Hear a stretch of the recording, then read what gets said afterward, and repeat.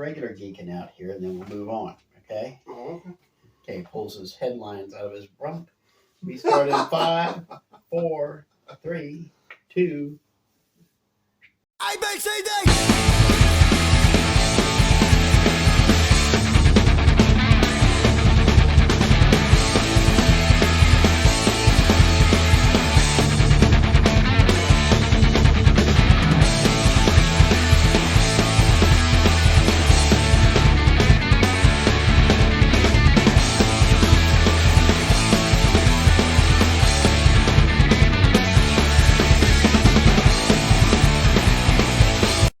Hello, happy campers. hello. I'm Spike, I'm Chris. and we are geeking out. Finally, we've taken a month off. There's been a lot of stuff that's happened that we need to talk about. Don't really want to talk about, but we'll talk about it anyway. LexCon came and went, and my very first comic book convention and my very last comic book convention, and that's all I'm going to say on LexCon. So, how you been, Chris? All right, how have you been? Oh, I've been better. I know my knee has not been right since we walked. When we went to LexCon, we went to the Saturday, the last Saturday of Lexington Comic and Toy Convention. We started down at Triangle Park. Anybody who knows Lexington knows it's you're going in the front door of Rupp Arena, okay, over on up by the parking lot. We start at Triangle Park, not a joke, and we go up a hill, around a corner, down the 3 sets of stairs there that puts us back down at Triangle Park, and then we turn around and go back up the line, back up the stairs. Don't know what they would have done if anybody had been in a wheelchair, but back up the stairs and around the corner and another 200 feet or so to get to the front doors. And that's when they tell you need to get your toy weapons checked before you go inside. And then you go back outside and you do it all over again. Never again.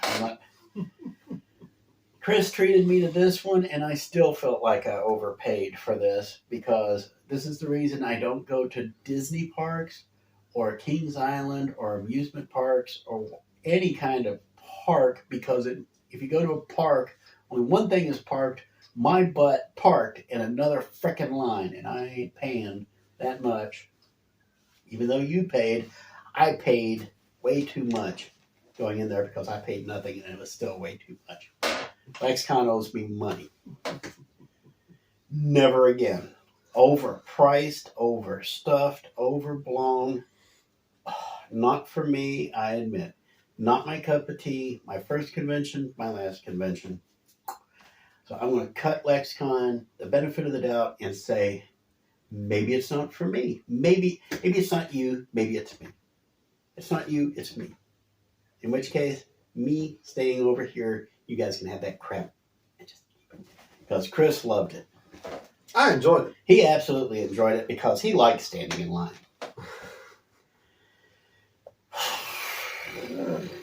So, are you done? You okay? You all right? Well, I've been holding it in for a month, so now I got all that mental constipation out. Yes. Let's see. What else has happened since we took off? It's been about a month. It's been 4 weeks since we recorded one of these things, hasn't it? It feels like it. According to YouTube, our last post was 3 weeks ago. So, wow. Yeesh. Yeah. Yeesh is right. Yeesh. Yeesh. Yeesh. So we've got a lot to talk about. Like I said, LexCon.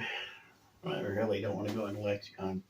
I don't think there's anything else huge that happened. We did see the Shazam movie. I never posted the video for it because I was just so burnt out by the entire thing that it's still sitting on the computer in a file. I never put it out, which is just as well because poor old Shazam 2 just crashed and burned in a huge heap. No, I think we were 2 of the 3 people in the entire country who saw that movie. So at least to hear the online guys talk about it. So. Personally, though, I actually enjoyed it. Yeah, you gave it a 5. I gave it a 2. No, here's the thing. I have seen so much crap here lately that I just wanted to have fun, and that's what this movie gave me. Even though I just got through watching 2 very, very, very good movies that did not take itself seriously and had so much fun, which was Mario Brothers movie and D&D, Dungeons and Dragons movie, and I had so much fun with both of these films that I was just like, thank you. Please, Hollywood, keep making more movies like this because I just want to go and have fun that does not involve with political stuff or superheroes, you know? I mean, I know Shazam is a superhero, but even though I do not put that movie in the same category as Dungeons and Dragons and Mario because they were way better movies. But sometimes I just want to have fun. Now we do have here at Geeking Out. We have what's known as the rule of 5. Anybody who's seen more than 2 episodes knows. Sorry. And we score everything from 0 to 5. Oh, believe me, that's probably the most intelligent thing we'll say today. We score everything from a 0 to 5. So when we do a review for movies, a 5 is Saturday night with a date. 4 is an afternoon matinee. 3 is buy it on Blu-ray. 2, get it on Netflix. 1, you might watch it for free on Pluto TV. 0, not even drunk. For Shazam, oh my God, you gave it 5. I gave it a 2.99999 because I just could not come up with a good enough reason to actually buy the movie, but I didn't hate the movie so much that I would put it any lower than that. So 2.99 basically means I would buy a Netflix subscription to watch it if it was a Netflix original, but I wouldn't renew. You get what that means. And we gave Mario, you can go and watch that. Yes. We did a review. We did the review of Mario.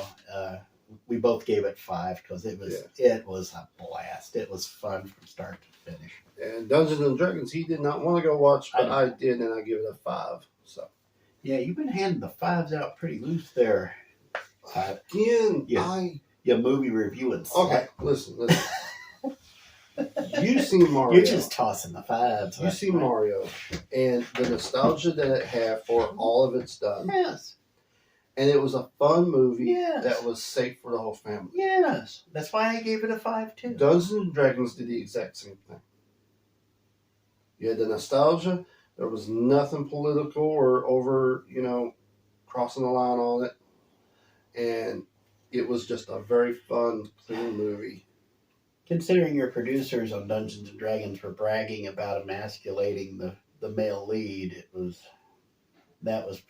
that's the signal that they're making signals to their hoodlum friends. But that was the character he played. In Dungeons and Dragons, the character is just lame, kind of, Yeah, and that happened. I mean, we've gone before and why I don't play Dungeons and Dragons anymore because there's always that one jerk who ruins it for everybody. I actually created 2 campaigns for Dungeons and Dragons like 3 decades ago. Never again. Not after dealing with that guy. So that catches us up kind of on our reviews. We did one on Jesus Revolution. So that's pretty much. This is the most I've been to the movies in probably a year and a half since KOOKamanga started anyway. KOOKamanga. Speaking of which, WrestleMania was this past weekend. Nobody cared. No. We are recording this, by the way, on Easter, which is April 9th, 2023. Happy Easter, everybody. He is risen indeed. Now, I'm always saying, that's all I got to say. He's lost, man. Listen, I saw the commercial circles for around the him. whole WWE thing, and I had no interest because I saw Logan Paul there, and he shouldn't even be there. Logan Paul is a joke, just like Steven Seagal is a joke. He is he's pathetic. Actually, hold on. Logan Paul in the ring is a lot better than you think he is. He has put on some really good matches. The only time I've ever actually watched him fight was when he went against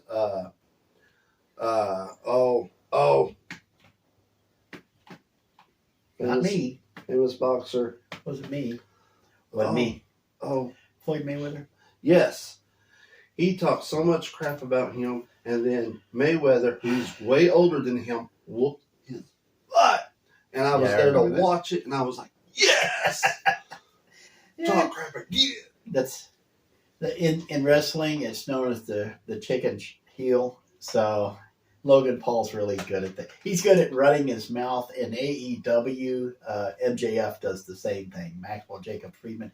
He can run his mouth, and MJF and Logan Paul are right there in that Roddy Piper mindset where they can just cheese you off so hard that you want to pay just to see him get the crap kicked out of him. It's what the Miz always wanted to be, but could never quite get it right. He was kicked out of Japan because he mocked everybody while he was over there.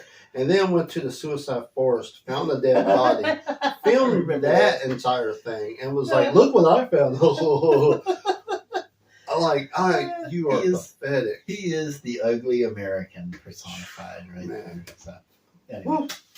But anyway. So, on to the newsy type stuff. We got anything else besides? Here's the funny thing about the news. The headlines, okay? Yeah. Every weekend that we have not made a video, I have been looking at the news, and there are things that either has been talked about for 1,000 times and just we don't want to go over again, or things that just like not interesting enough to talk about. So I have a few news things and things that I thought was interesting, so we're just going to talk about it. Okay? All right. Rock and roll. First off, the reason why, and that's what everybody is asking, is why? Why? When The Rock decides to do a video announcing that they are doing a live-action Moana. I want to know why in the world The Rock is still doing the XFL. Because The Rock owns the XFL and their ratings just went... Three-time losers, y'all. XFL just stinking up the joint, and USFL's about to start. And quite frankly, I don't care either way. I haven't watched football since old Colin What's-his-face decided to take a knee, and I was just like... And the NFL caved into him. No, thank you. So I've been football free now for about, 5 years, and I don't miss it. And I don't... Moana is, 5 years old, and they're remaking this. Disney is creatively bankrupt. They are on their last legs. Nobody there has a creative spark. I'm waiting for Walt Disney himself to come out of the grave, go to whoever it is that is in charge now, and whoop their butts and be like, what are you doing? The closest thing I've seen to anything kind of creative coming out of Disney right now is coming out of Pixar. It's the new movie Elemental that they've been working on. Yeah, I want to watch it. I do kind of want to see it, but Disney has screwed the pooch so hard. And I mean Pluto, Goofy, all of them. They've just been ramming them. Didn't even buy them dinner first, not even a can of Alpo. Disney has such a rotten reputation with me. I'm actually going to hang back the first weekend and see what everybody else thinks. I know we're supposed to be critiquing these movies and stuff, but I'm closing in on 52, and I'm woefully overweight, and I really don't need to be putting my heart through this kind of torture. So I'm going to lay back and see what happens on Elemental and see whether it's actually worth checking out.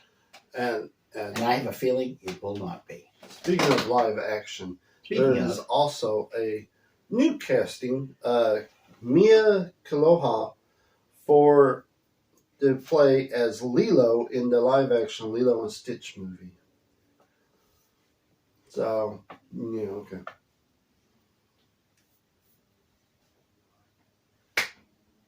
There you go. Why? I don't know why they're doing this. Why? I don't know. Why? And that's what I know fans, exactly why. Fans were saying the same thing. Like, why? Why are you? Why?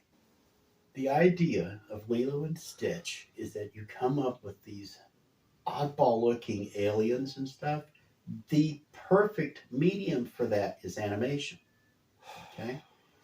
Why would you do this? Why would you waste all the effort on CGI? Because you're creatively bankrupt and you won't let anybody else in because all the no talent hacks have managed to insinuate themselves into the right spots to force out all the competition and keep them out.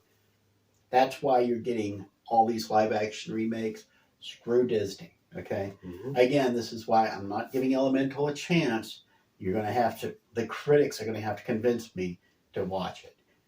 I'm not going to make the effort.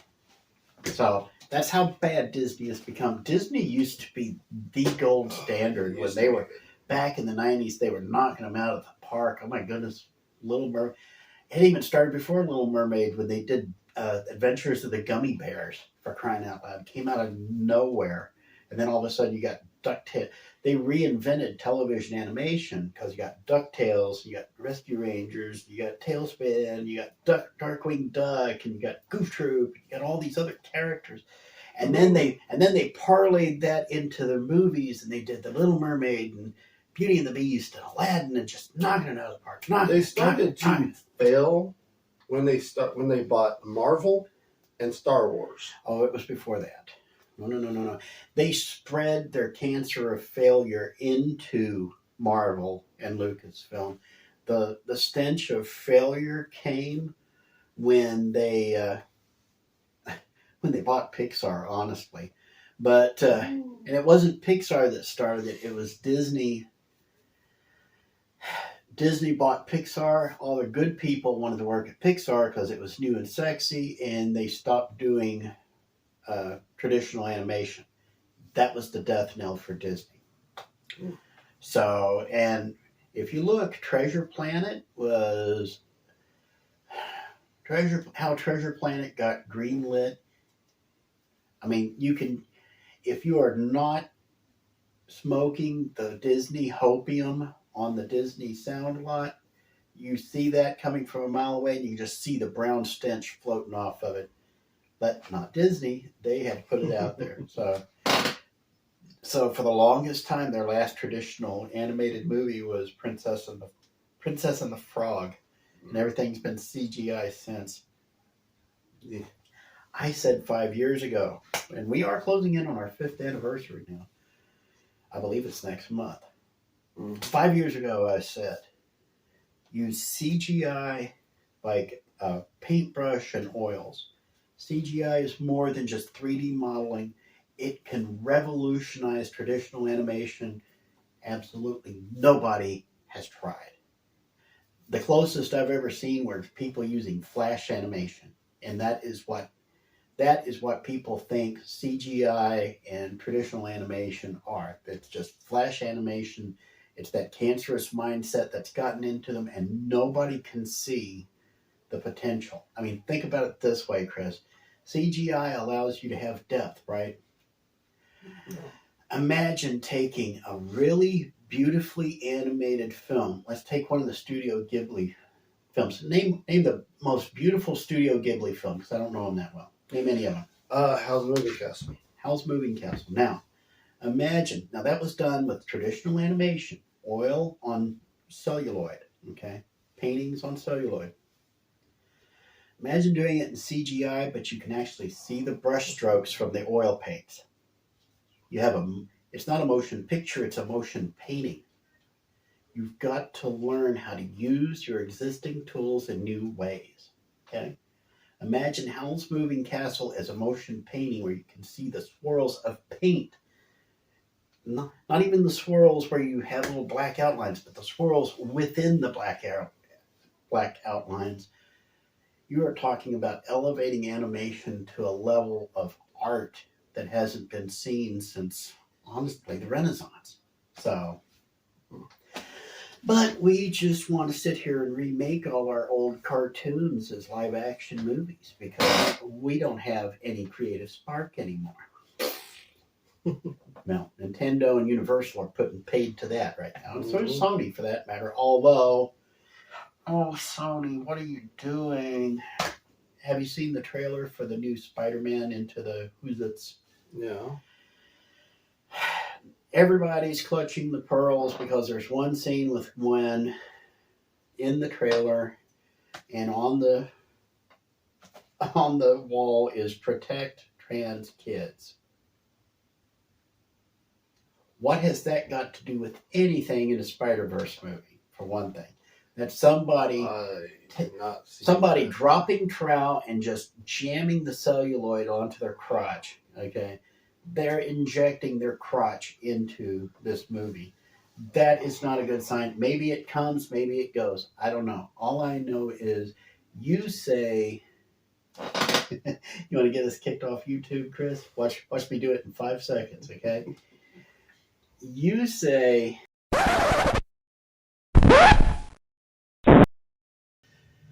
you have a whole lot of cultural rot and cancer going on there, but didn't we start talking about Howl's Moving Castle being a motion painting? How in the hell did we wind up here? Just right on into the ditch. Let's move on before I start. That one is going on a clip out in Rumble, though. Rumble's the only place where we truly have freedom. Okay, and before you start the next one, here's the next one. Okay. I know you've been wanting to do this for a living for a while. I never monetized the channel for a very simple reason. I could see this coming from 5 years ago. Monetization, where you can actually they pay you to do these shows. I saw it being used as a weapon 5 years ago. So I never monetized this channel across any of our things. If we were monetized, it was incidental. We're monetized on Rumble of all places, but nowhere else. YouTube's not monetized. Facebook, we're not monetized. Nobody pays us a dime for any of this. Any of it. In fact, it's cost us money to do this. But on the other hand, we can say whatever we want. I will say this. I'm going to urge you guys, find us over on rumble.com, because just like I said a couple of minutes ago, IGM, one of us is going to say something that's going to tick off the wrong people at YouTube, and we will disappear from YouTube. If we disappear from YouTube, we're disappearing from Facebook the next day, because they are copacetic like that. And I may not even stick around on Twitter for too much longer.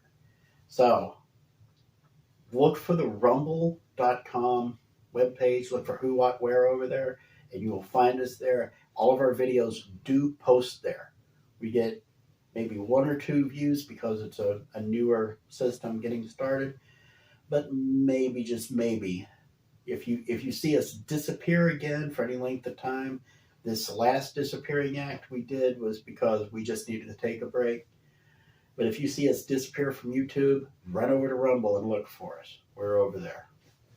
So, just saying.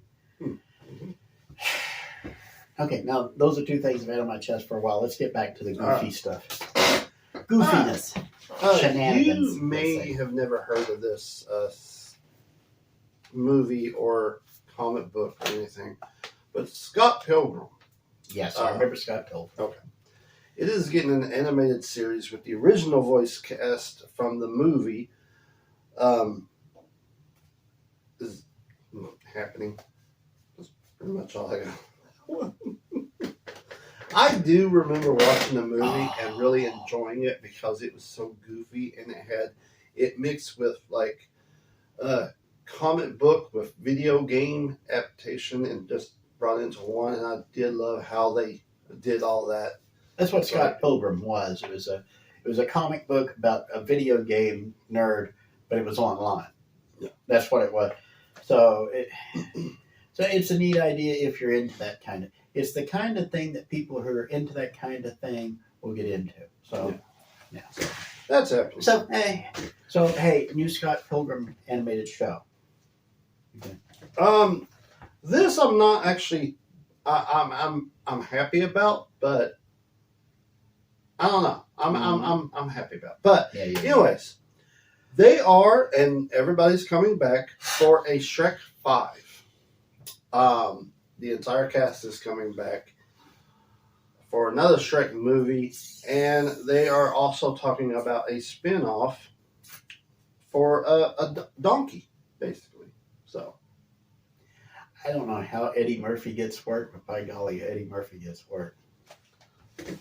I know why Eddie Murphy gets work, because Eddie Murphy still has that potential there. You're just waiting for him to be Eddie Murphy again. And Donkey is the closest he's been to Eddie Murphy since the PJs. So it's and then of course we got what is it, Beverly Hills Cop 4 on the horizon. Yeah. So Can't wait for that. Actually, it'll be interesting. I'll be just knowing it's the 5th movie should automatically disqualify it for me. But Shrek 1 was good, better than it should have been. Shrek 2 was a lot better than it should have been.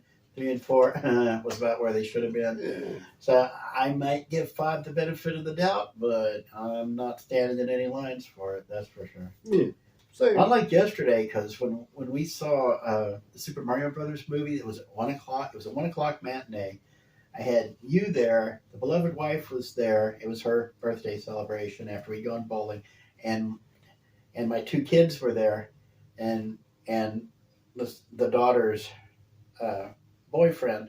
So there's 6 of us. The average age is what, around 30 between the 6 of us. We're standing in line for the tickets. We're standing in line for the popcorn. We're standing in line to get in. The place is packed. 1 o'clock in the afternoon. That movie was worth standing in line for. Mm-hmm. Shrek 5, I don't know. We'll see. So, yeah. If you're hearing buzzing, it's the guy next door mowing his lawn and trying to make me feel guilty. I'm not doing it. So. So they had the Star Wars celebration. Why? What in the world is there left in Star Wars to celebrate? I agree. Look, if the Star Wars Christmas special is better than all the stuff that's been done in the last 20 years, especially since Disney bought it. No. Anyways, So Star Wars. They announced that there will be another Star Wars movie, and Rey, played by Daisy Ridley, will be coming back for the next Star Wars film. Sadly, Daisy Ridley, who was announced and came on stage, was not meant for kindness. She got booed and things, which is a shame because I like Daisy Ridley. Daisy Ridley is actually a good actress. But she's one of those that I think should do more. But yeah, the last 2 movies left a bad taste in your mouth. You know, it didn't make sense. The last 2 movies, it didn't make sense at all of what happened or what was going on between her and the bad guy. You know, it's like, okay. But yeah, so, yay! Okay, you said you had Star Wars news? No. Good. We have, okay. Look, I'm gonna make the call now. 10 years from now, all the cancer at Disney will probably be forced out the door. Nobody's going to remember any of the 3 sequel films. Nobody's going to remember the Disney Plus crap except maybe the first season of The Mandalorian. And maybe the last episode of season 2. That's all anybody's going to remember about Star Wars a decade from now. Nobody's going to remember Rey. Nobody's going to give a crap about Rey or any of the crap that happened around her. They will completely jettison all of those, just jettison them out the jet lock, and once they're expunged from the continuity, then maybe we can get Star Wars back on track. because I do know they're working on getting Admiral Thrawn into the Ahsoka series, which is still not enough to make me want to see it. But it's nice to see the that. trailer for the Ahsoka really got me worried. I've been wanting to watch Ahsoka. I thought, yes, we're finally getting that. But all I saw, and I think this is where your politics is rubbing off on me, is that all I saw was her getting a team together, and the entire team is pretty much females. So I'm like, oh no. Yeah, that's Chris, we're going to have to move on to something else because I'm already falling asleep. Well, we talked about Super Mario Brothers so much here. Super Mario movie overthrows Frozen 2 for the biggest animated opening record wide with 368 million global. Yeah. How can I miss you if you won't go away, is the saying. People are so starved for entertaining things Yes. that when they see it, they flock to it and just keep pouring money. This is what happened to Top Gun Maverick. Which I still have not seen yet, and I need to because everybody's talking about it. This is why people flock to the John Wick movies. This is why people flocked to the very first Iron Man.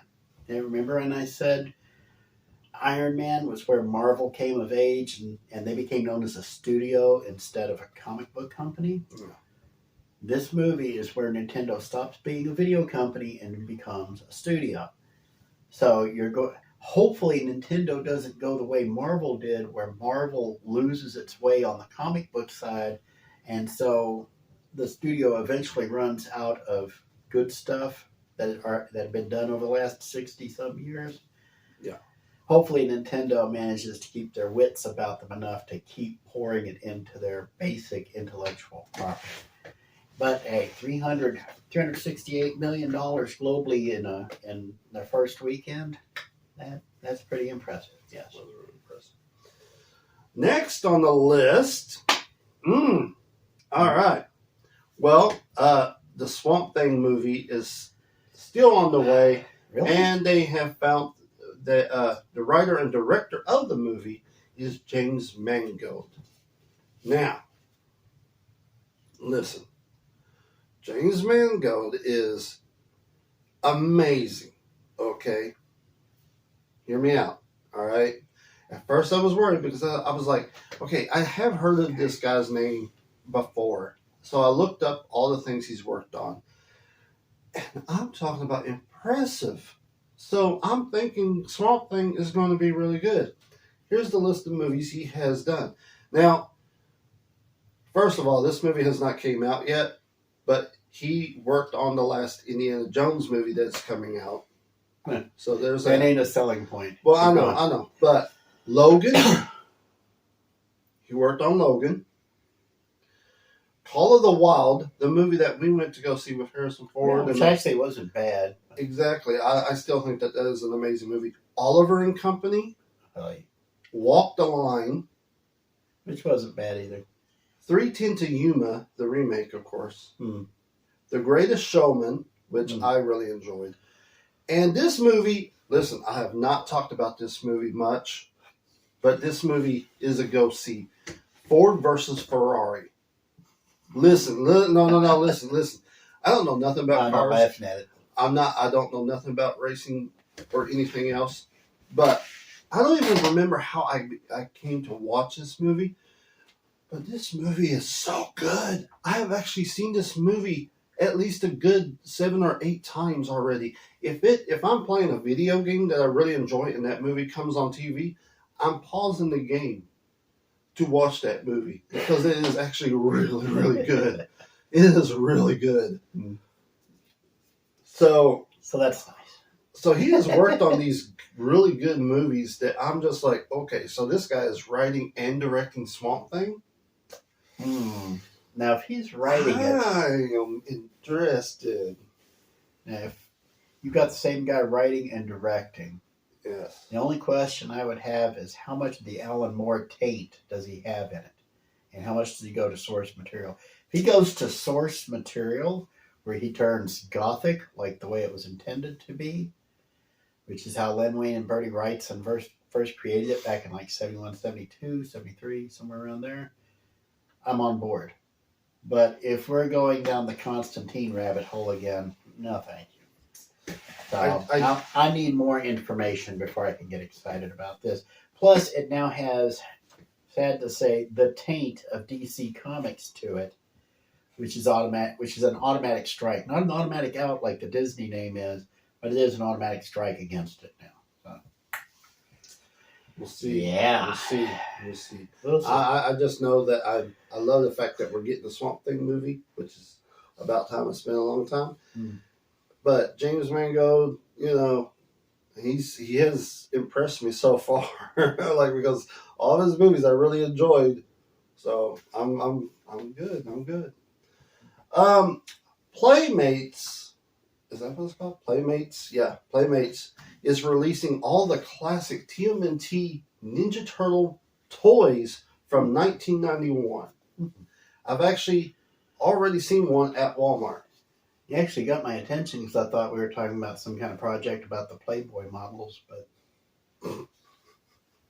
not that Playmates. Oh, the toy Not makers. that, yeah. Okay, yeah, not the toy users. Yeah. So if you are interested in nostalgia in the classic Ninja Turtle toys, you should go see that. It'd be awesome.